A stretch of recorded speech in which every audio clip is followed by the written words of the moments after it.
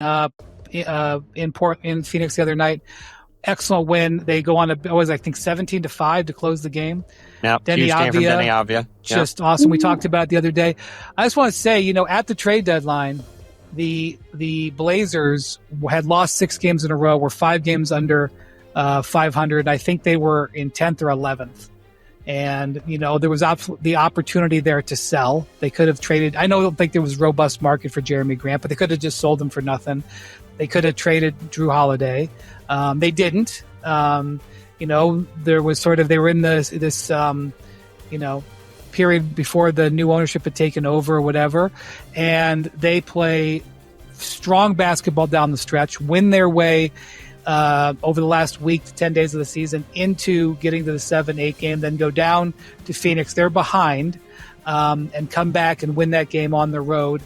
They've really achieved really well. You know what? As I'm watching them win the game, and I'm seeing Dame Lillard standing over there on the bench. Yeah.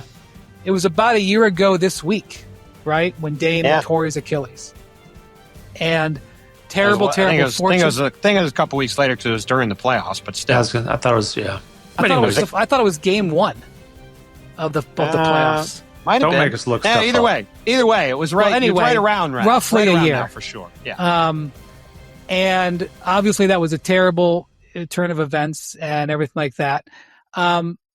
Things have gone, as I'm watching Dame celebrate the team going, I would say things have gone pretty well for Dame Lillard. He gets waived, so he's getting all of his money. Granted, it's spread out over some years. When he was miserable in Milwaukee, by the way, just gets to come back to Portland, come back home. They give him a 3-year, $42 million deal. With a no trade clause. He gets a no trade clause in the deal.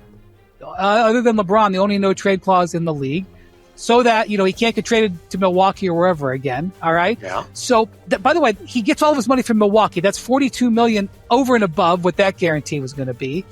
God bless America. And the Blazers end up having a really good step forward season. And when he comes back next year, he's going to be joining a team that's on the upswing. Yeah, and they've had an on-ball star emerge. Denny Avdia is an on-ball point forward star. Bontemps, Wendy, I don't have a ballot. Can I interject just because I have a question specifically about this? So I went through this with Stats Williams, who we're about to talk about in a second, our dear friend. I went through the ballot earlier today. The final outstanding thing on my ballot is the final spot on the 3rd All-NBA team, where I'm trying to decide between... Yeah. This is tough every year, or many years. Well, and I will say... The fact that two guys got players got added means that the 2 of these guys are not going to now make it. So Denny is one of them. Mm-hmm. Scotty Barnes, who we talked about before, is another one. And Kevin Durant is the 3rd one. Wow, Durant is that far back on your ballot. That's interesting. And you say there's one spot for those 3, huh? Well, I can rip through my teams really fast. The first team was the 5 guys. The first team was the 5 guys on the ballot. Wendy was trying to save that for later. Well, if you want, we'd save it for later if you want. No, it's not going to be on this podcast. We're already too long. So I just think let's just leave it at this. Denny Avdia had an all-NBA caliber season. We can say that. I was trying to ask you guys who I should pick of those 3 guys. You're not going to get me to commit to that in 30 seconds. I'd have to think about it. Okay, that's fine. You can think about it. What else did Stats Williams say? Well, Stats Williams said something wild. All right, so as part of our discussion today, Stats Williams declared that he had a hot take. And so I said, okay, what's your hot take? And his hot take is that the Portland Trailblazers are going to win this first-round series against the San Antonio Spurs in 6 games. He gave you permission to say this out loud on a podcast? He gave his permission. So here is his elevator. I said, give me the elevator pitch on why Portland's going to win this series. So this is his pitch. To be clear, Stats Williams, our brilliant friend, this is his pitch.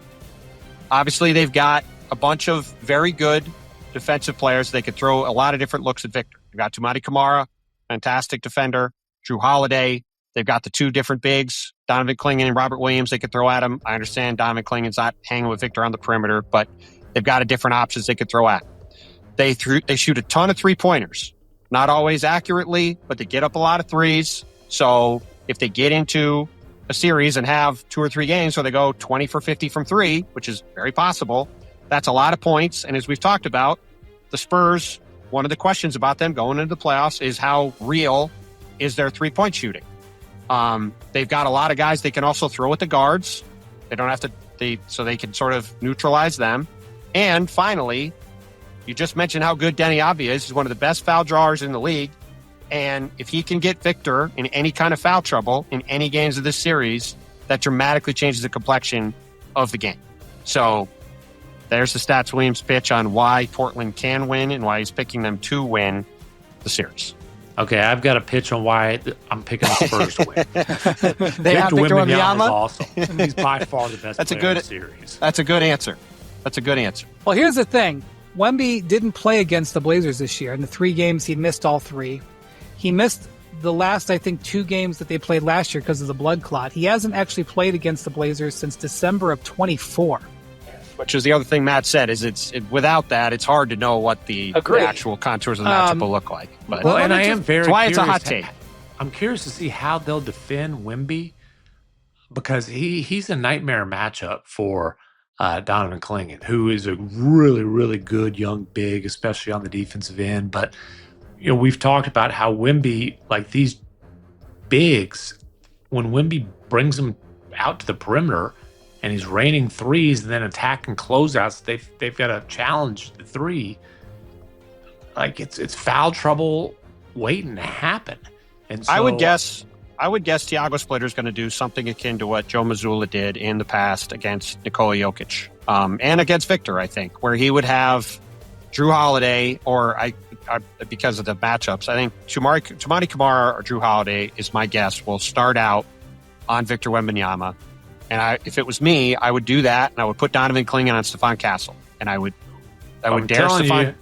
Listen, Stephon Castle may go 6 for 6. That's fine. But, I would dare him to make shots and show he's going to make shots and then adjust off of that. Because, look, to your point, if you put Donovan Clingan on Victor Wembanyama, that's not going to go well. So, that's... Yeah, it's just a really, really tough matchup for a big who is a great defensive anchor, but not I wouldn't say he's fleet-footed. Let me just say, now granted, Victor averaged less than 30 minutes a game this season, and we'll watch the minutes as they go in the playoffs. Victor averaged more blocks per game than fouls per game. Okay, he only averaged 2.4 fouls per game this year. Mm-hmm. And the reason is because Victor's arms are so freaking long that he can block and challenge shots without having to be near the player. And so this is the thing. And he can just be vertical. He doesn't have to get blocks. He can challenge a shot from the lane. He can challenge a 3 from the lane. It's crazy, but it's true.